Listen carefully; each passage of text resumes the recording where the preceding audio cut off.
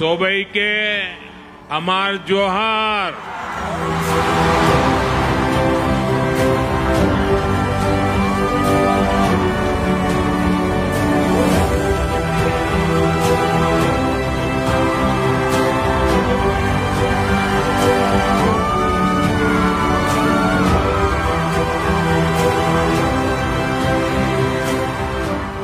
मोर भाई बहन सब दहने केर की खबर।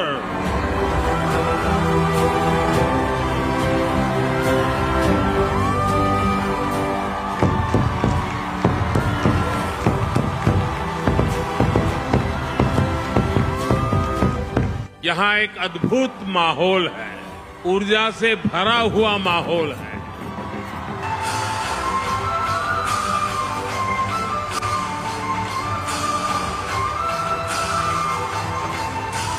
झूमर नृत्य के आप सभी कलाकारों की तैयारी हर तरफ नजर आ रही है।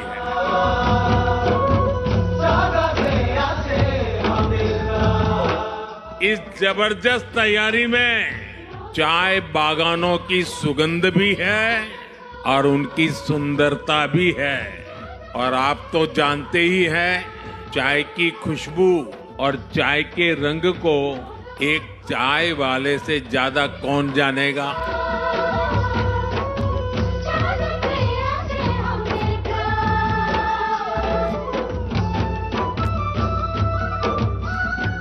एक समय था जब देश में असम और पूर्वोत्तर के विकास की भी उपेक्षा हुई, लेकिन अब पूर्वोत्तर की संस्कृति का ब्रांड एम्बेसडर खुद मोदी ही बन चुका है।